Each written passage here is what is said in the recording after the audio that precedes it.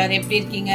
முந்தா நேத்து ஒரு சாம்பார் வீடியோ போட்டோம்ல, அதுக்கு ஒரு சூப்பரான சைட் டிஷ் வெண்டைக்காய் பார்க்கலாம். இது அதுக்கு மட்டுமான்னு கேட்டிங்கன்னா அப்படி இல்லை, அதுக்கும் நல்லா இருக்கும், கார குழம்புக்கும் நல்லா இருக்கும், பரட்டி சாப்பிடவும் நல்லா இருக்கும், எல்லா குழம்புக்குமே நல்லா இருக்கும். ஸோ வாங்க இப்போ அந்த ரெசிபியை பார்க்கலாம். நான் ஸ்டவ் ஆன் பண்ணி ஸ்டவ்வில் ஒரு கடாய் வச்சுருக்கேன். இதில் ஒரு 2லேருந்து 2 டேபிள் ஸ்பூன் கடலெண்ணெய் விட்டுருக்கேன். ஸோ நம்ம ஊற்றின எண்ணெய் வந்து நல்லா சூடாயிடுச்சு. இப்போ இதில் 1/2 ஸ்பூன் கடுகு, 1/2லேருந்து 3/4 ஸ்பூன் சோம்பு, உங்களுக்கு எப்படி பிடிக்குமோ டேஸ்ட், சோம்போட டேஸ்ட் அது வரைக்கும் அட்ஜஸ்ட் பண்ணிக்கலாம். இப்போ நம்ம போட்ட கடுகும் சோம்பும் நல்லா வெடிக்குது. இந்த டைமில் ஒரு வெங்காயம், 2 பச்சை மிளகாய், ஒரு கொத்து கருவேப்பிலை, ஒரு மீடியம் சைஸ் தக்காளி, இது எல்லாத்தையும் எண்ணெயோட மொத்தமாக சேர்த்துக்கலாம். இப்போ இது போட்ட உடனே இதோட நான் வந்து 1/2 கிலோ வெண்டைக்காய் நல்லா வாஷ் பண்ணிவிட்டு நல்லா க்யூப்ஸ் பண்ணி வச்சுருக்கேன். இப்போ இதையும் இதோட நல்லா சேர்த்துக்கலாம்.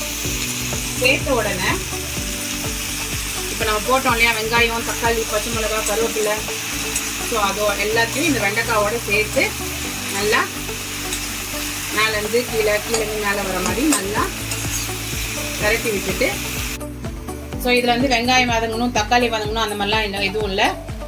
நீங்கள் எண்ணெயில் வந்து வெண்டைக்காயை கொட்டிட்டு அது மேலே கூட தக்காளி, வெங்காயம், பச்சை மிளகாய், கருவேப்பிலை இப்போ நம்ம போட்டோம் இல்லையா, அது மாதிரி கூட நீங்கள் போட்டுக்கலாம். ஸோ ஒரே இதில் மொத்தமாக போட்டிருக்கோம்.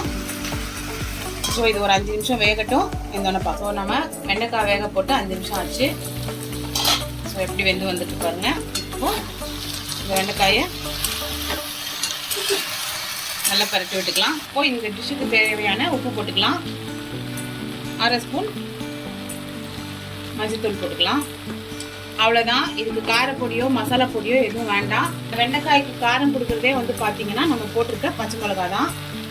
ஸோ உங்களுக்கு எப்படி காரம் வேணுமோ அதை அட்ஜஸ்ட் பண்ணி பச்சை மிளகா போட்டுக்கோங்க. இன்றைக்கி நான் வந்து 3லேருந்து 4 பச்சை மிளகாவை 2ஆக கீறி போட்டிருக்கேன். உங்களுக்கு காரம் பிடிக்காது அப்படின்னா நீங்கள் 1-2 போட்டுக்கோங்க, பிடிக்குன்னா ஒரு 4-5 போட்டுக்கோங்க. ஸோ இந்த வெண்டைக்காய்க்கு காரம் கொடுக்க போகிற ஒரே ஐட்டம் வந்து பச்சை மிளகா தான்.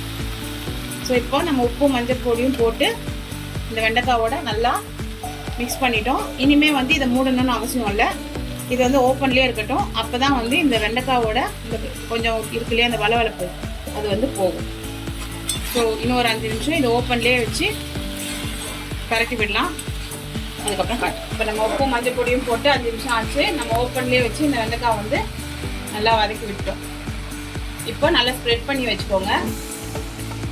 ஸோ இந்த 5 நிமிஷம் கேப்பில் நான் என்ன பண்ணேன்னு பார்த்தீங்கன்னா, ஸோ இந்த வெண்டைக்காய் வேகிறதுக்குள்ளே நான் வந்து ஒரு 1/4 மூடி தேங்காய், 1 ஸ்பூன் சீரகம் எல்லாத்தையும் வந்து மிக்சியில் இந்த மாதிரி நல்லா தண்ணி ஊற்றாமல் நல்லா குறைன்னு அரைச்சி வச்சுருக்கேன். இப்போ இதையும் இந்த வெண்டைக்காயோட நம்ம சேர்த்துக்கலாம். இப்போ நம்ம இந்த தேங்காயும் சீரகமும் போட்டிருக்கோம் இல்லையா, இதை வந்து இந்த காயோட நல்லா பரட்டி கொடுத்துடலாம். இந்த தேங்காயும் சீரகமும் அரைச்சதை போட்ட உடனே அந்த டிஷ்ஷோட வாசனை வந்து நமக்கு பசியை பயங்கரமாக தூண்டும். அந்த வாசனை வந்து ரொம்ப ப்ளசண்ட்டாக சூப்பராக இருக்கும். நீங்கள் செஞ்சு பாருங்கள், சாப்பிட்டு பார்த்துட்டு எனக்கு சொல்லுங்கள். இப்போ நம்ம ஸ்டவ்வை ஒரு 5 நிமிஷம் சிம்மில் போட்டு வச்சிடலாம். ஸோ நம்ம தேங்காய் போட்டு 5 நிமிஷம் ஆச்சு. நம்ம ஸ்டவ்வில் சிம்மில் வச்சுருந்தோம். அவ்வளோதான், நம்மளோட வெண்டைக்காய் பொரியல் ரெடி ஆயிடுச்சு. இதை வந்து நீங்கள் சாப்பாட்லேயும் பிசைஞ்சு குழந்தைங்களுக்கு ஊட்டலாம். இல்லைன்னா சாம்பார், ரசம், தயிர் சாதம், காரக்குழம்பு, குருமா, நீங்கள் எந்த சாப்பாட்டுக்கு வேணாலும் இதை வந்து கிளை சாதத்துக்கு கூட சைட் டிஷ்ஷாக வச்சு சாப்பிட்லாம். இப்போ பாருங்கள், நம்மளோட வெண்டைக்காய் வந்து எப்படி கலர்ஃபுல்லாக சூப்பராக ரெடி ஆயிடுச்சு. வெண்டைக்காயோட அந்த பிசு தன்மையும் போயிடுச்சு. நம்மளோட வெண்டைக்காய் பொரியல் சூப்பராக டேஸ்டியாக ஈஸியாக ரெடி ஆயிடுச்சு. அவ்வளோதான் ஃப்ரெண்ட்ஸ். இந்த வெண்டைக்காய் பொரியலை உங்கள் வீட்டில் செஞ்சு பாருங்கள். மறக்காமல் ஸ்டவ் ஆஃப் பண்ணுங்கள். உங்களுக்கு இந்த டிஷ் பிடிச்சிருக்கு அப்படின்னா லைக் பண்ணுங்கள். உங்கள் ஃப்ரெண்ட்ஸோடு இந்த வெண்டைக்காய் பொரியலை ஷேர் பண்ணுங்கள். நம்மளோட இந்த ரெசிபீஸ்லாம் பிடிச்சிருக்கு அப்படின்னா நம்ம சேனலை சப்ஸ்கிரைப் பண்ணுங்கள். பக்கத்தில் இருக்க பெல் ஐக்கானையும் கிளிக் பண்ணுங்கள். நெக்ஸ்ட் வீடியோவில் மீட் பண்ணலாம். தேங்க்யூ, பாய்.